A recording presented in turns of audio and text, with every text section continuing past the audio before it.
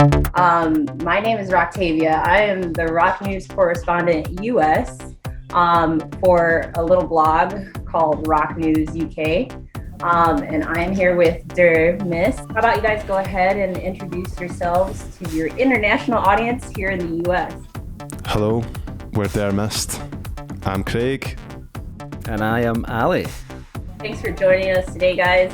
So what we're going to go ahead and do is we're going to give you guys the floor. I have a couple questions to ask you, but what I was really excited about is that, so apparently in a couple of days, you guys have an album coming out, and I have perfect timing where I get to talk to you about it.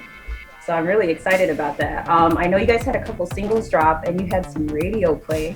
Can you guys go ahead and tell us a little bit more about what's been going on with your new music? Yeah, we've had 3 singles out now. We made a conscious decision to hold back on the release. We just started the band just before lockdown, and yeah, it was a tough one to take when we went into full-scale lockdown and we had to change our plans for putting the music out. We've had to do everything remotely. I think Craig and I have only met up maybe 6 or 7 times in total since last March, and we've just been busy working away on recording, mixing, mastering, doing videos, photo shoots where we can, and I think we got out for a couple of days to try and make some of the practical things happen, like getting videos done and photographs taken. So it's been really, really strange. So we got to the stage where we had enough songs to put an album out, and we decided we thought we'd wait till the new year, a new start, a new year, and we released the first single, It's Alright, just at the beginning of February there. Or was it the end of January? Beginning of February? Can't remember. Yeah, we just unloaded everything within a short space of time. It was like January, February, like right in within that couple week time span, wasn't it?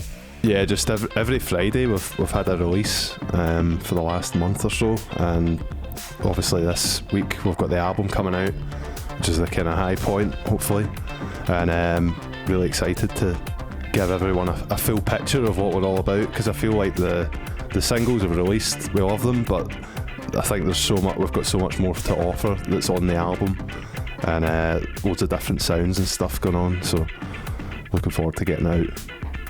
That sounds really exciting. So what I was curious about, and what a lot of the US listeners who might not have an idea of like what your sound is based or grounded in, can you give them an idea of what they can expect with this new album? No spoilers, just give them an idea of the sound quality. Spoiler alert! Yeah, well, my background's very much from a kind of 90s and noughties indie background, and into a lot of American indie music as well, and the Seattle bands as well, and I kind of have brought some of that into Der Mist. I met Craig through a music project that I set up about 10 years ago, and we clicked. Craig came in and had some songs that he was working on, and we ended up just started working on them together.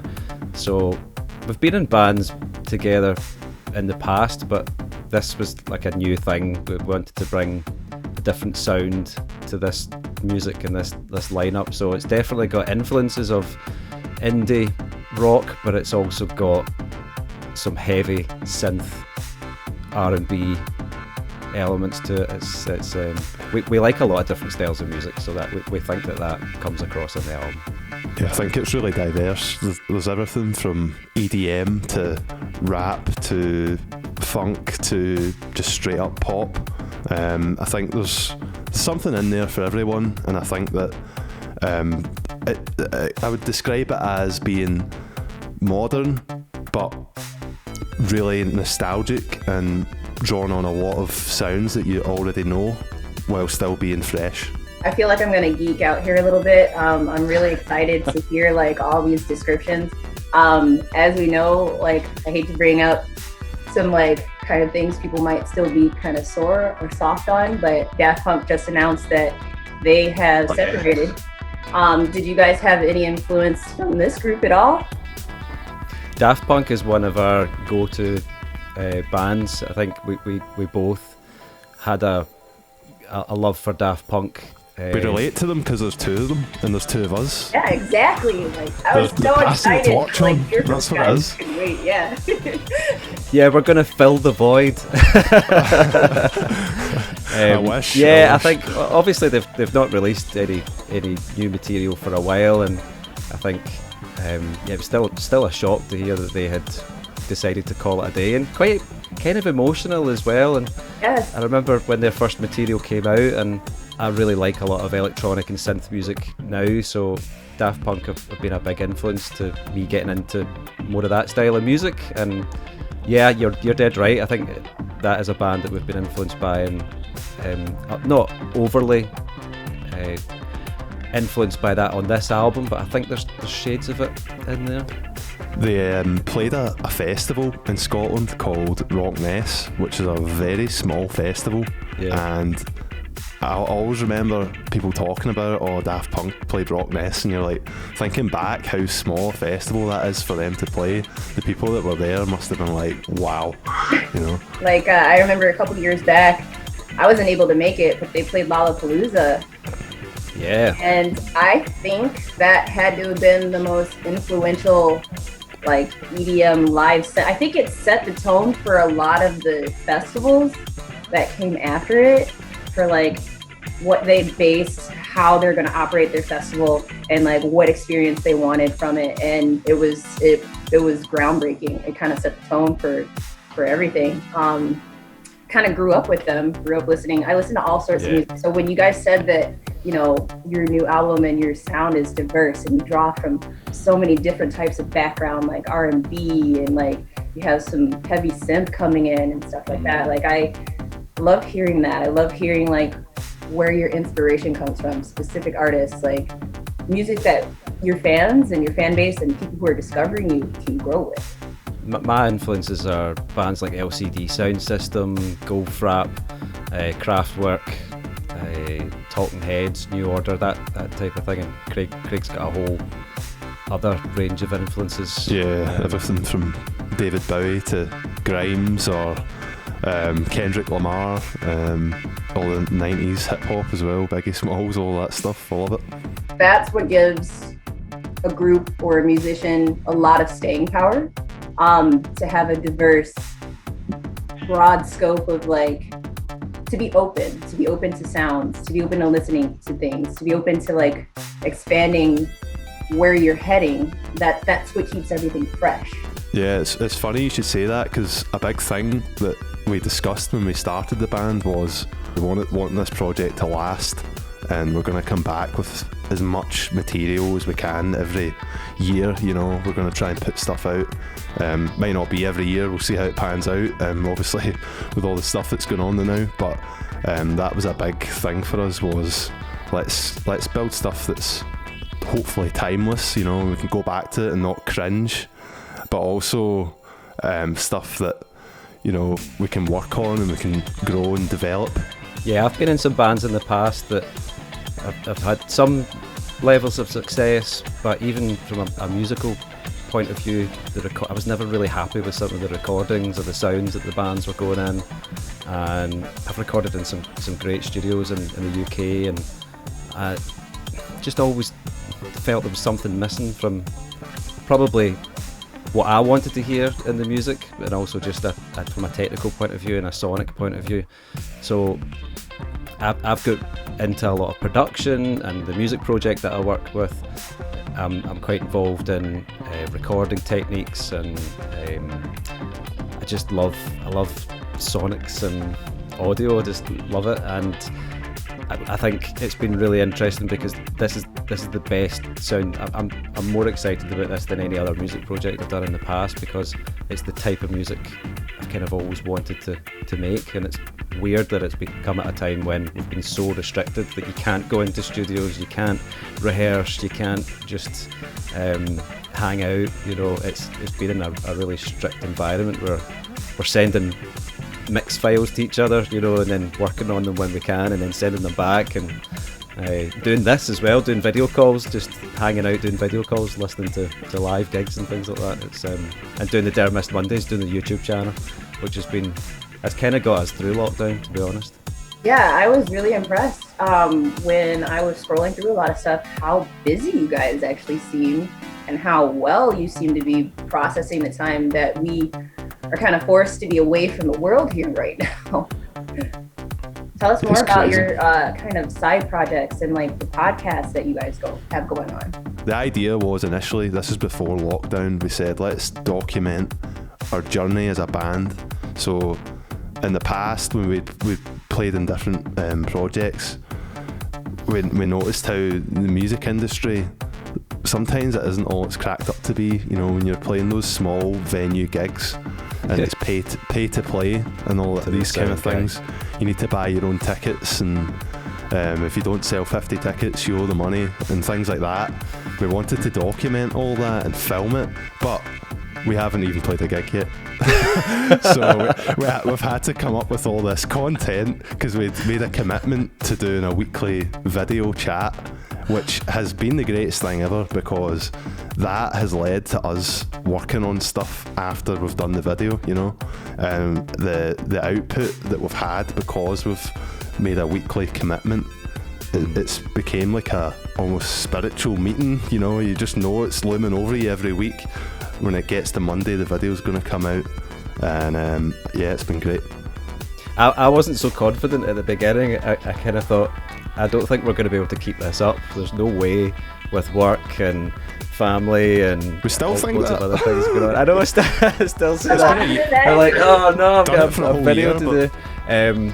But Craig's right. It has become a bit of a weekly ritual, and we wouldn't have been anywhere near as productive if we hadn't really pushed ourselves to do those videos. Some of the content is better than others, but it's definitely it's been amazing to think that we've created a document through time, almost like a time capsule over COVID, over the start and the formation of our band, and that's never going to go away. That's always going to be there for people to see, whether we make it on mainstream media or not. I really like the video where you guys were kind of giving other bands advice on how to come up with their band names, and you had all the pointers and like do's and don'ts. It was really funny. And tell us a little bit more how you guys actually came up with your band. It's German, isn't it? The band name was a bit of a saga. It took us ages to come up with. We had actually put being a band on hold just to come up with a band name, and there was so many rules we had. Like when we wanted a band name that when you search it in Google, we're the only thing that comes up, which is a difficult thing to get because there's bands that have got just ridiculous names. Everybody's in a band, so everybody's used all the good band names. So we were only left with there's not a lot left. Yeah, yeah. Point where you're like you're a the or you're not a the. Well, we discussed that as well, didn't we? We put quite a lot of time into should we be a the band or not a the band, you know? Yeah. But we used all of the tricks of the trade to finally settle on a band name. We used band name generators, which came up with some ridiculous names, trying to combine two words together to make a completely new word. What else did we do? Trying to change letters within a word. Yeah, you know, yeah. like churches or Kesha, or you know, they use like symbols, or they turn U's into V's, or turn letters upside down, or but we ended up thinking, well, let's look at some foreign language words as well, and that was one of the tips we'd looked at. And Der Mist kind of popped up in one of our searches, and we loved the sound of it, the look of, you know, just how it looked as a name, and we think it kind of represents the music that we're making. So I mean, it does have a German it is a German slang phrase for. Funnily enough, we went to all that energy to pick the band name, and since we've done the release, we have had one local radio station in the north of Scotland who says that they're not going to play the music because they don't want to offend their German viewers and their German listeners. So, but hopefully that's not a trend that will continue. Hopefully people will see past that. Yeah. So I find it really interesting that you guys formed the band just before lockdown and everything started, and you haven't even gotten to play any shows together. So now the sky's the limit as far as what your plans are once everything opens back up. And apparently in the UK that should be fairly soon, because you guys are doing pretty well over there here, right? Yeah, in Scotland we're probably doing better than the rest of the UK. I think down south in England and Wales it's slightly different because there's more population down there. So yeah, we're dead lucky here in Scotland. I think we've managed it reasonably well, and fingers crossed we'll get back to maybe summertime where we might be able to have some outdoor events maybe. I think most people in their 50s now have had their jags, and I think they're just going down the age groups. So yeah. For U.S viewers, by the way, having your jab means getting a shot. Yeah. Your jab. I know it's quite a Scottish thing. Getting the jag. We call it the jag. It's Glaswegian. You need to learn the Glaswegian lingo if you want to tangle with their mist on the radio. Well, this is big on TikTok at the moment. We don't have a TikTok account yet. I wonder if we'll ever get one. But that seems to be the go-to as Scottish versions of American or just traditional language. You know, what slang words the Scots would use for. I've encountered a couple of my friends from Scotland who can they imitate the American accent to a T. It's eerie how they can switch back from garb to an accent, and one moment I'm like, huh? We speak so fast, that's the thing. When we speak to each other, it's just so quick. I don't know, it's almost like a magic trick for us over here when we hear somebody with a British accent or somebody with a Scottish accent. Like, you know, you're speaking normally and then you start speaking like an American. We're just like mesmerized, like, how'd you do that? Basically, if you guys, you know, everything goes as scheduled, everything goes according to plan, and we can have shows again, what would be your ultimate venue? What are you guys looking forward to doing the most once we can do this? Yeah, we spoke about this before, didn't we? We did a Dermist episode about, because a lot of the venues in Glasgow are closed and they're struggling as well. They're really finding it hard to stay open.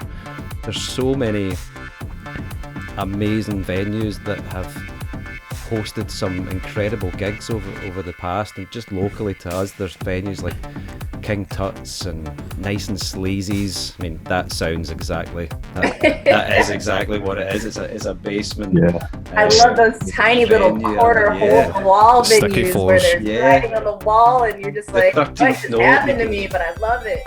Yeah, the 13th note, you can only fit about 50 people in it, and you know, those types of venues, they're really, really struggling. So romantically, we want to be back in a position where we know we can play those venues again. But the sort of in the future, where would we like to play?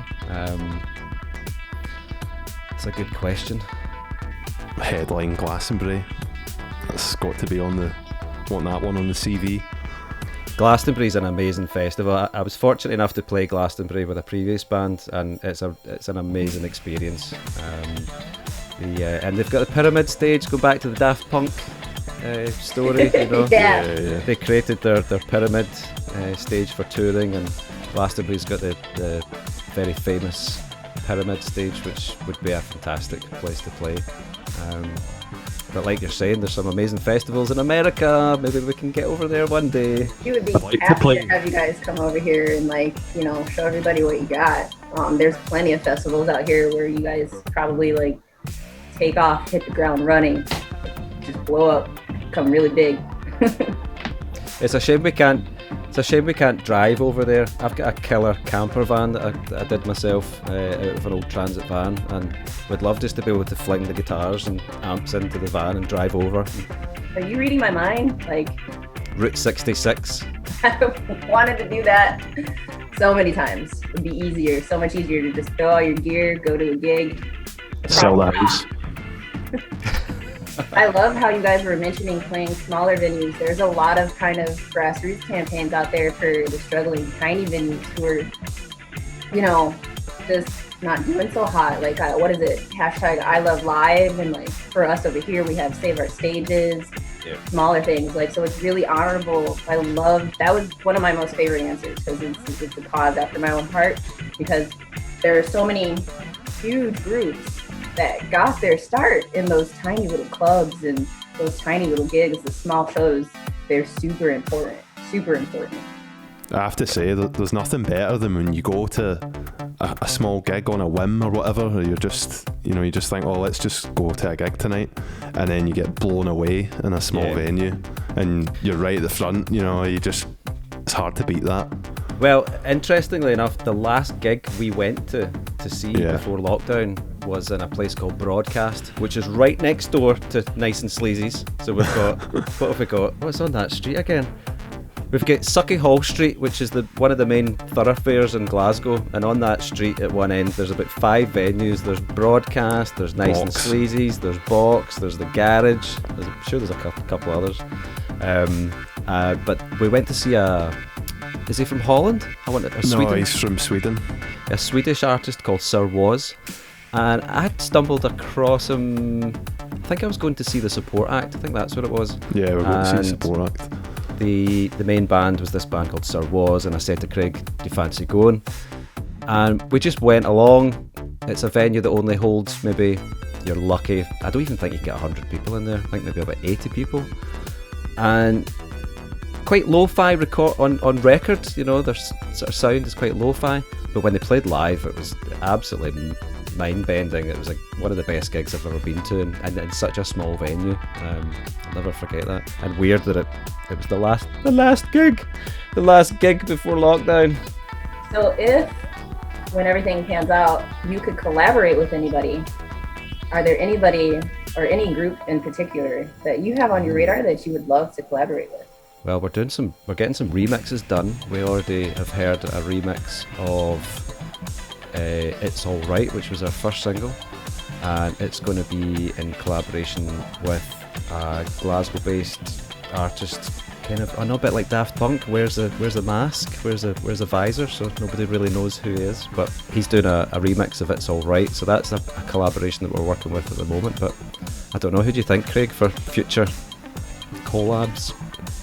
I don't know. I think we've collabed with our friend Jamie, who's a Glasgow Paisley based drummer, for doing some live stuff. So I think because there's only 2 of us, collaborating for live stuff could be cool, because we could have a kind of revolving door of band members to play with us.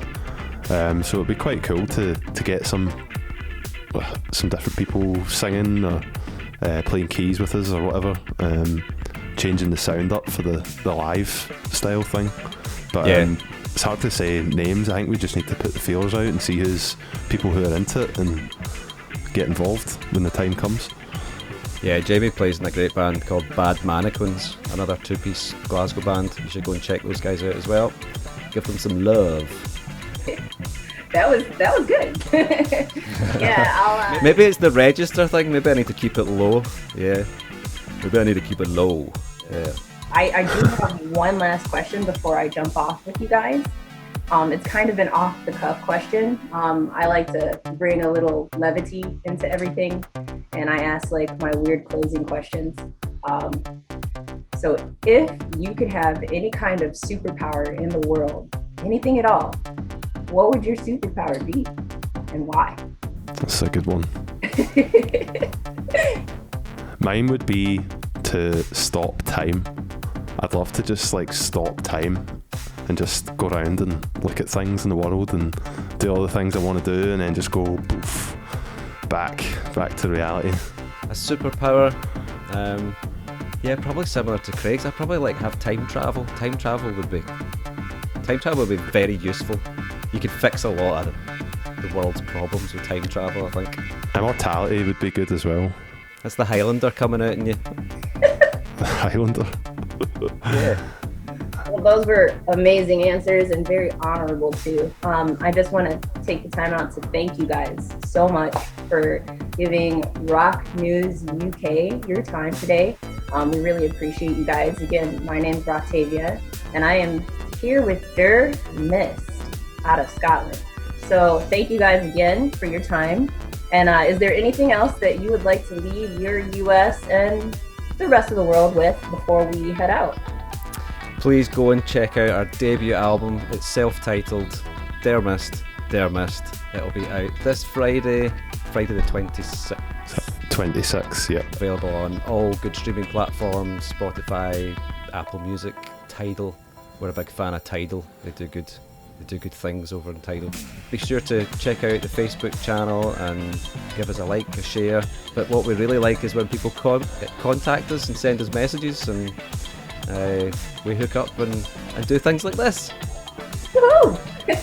Thank you so much for having us. Really hugely appreciated. Woohoo!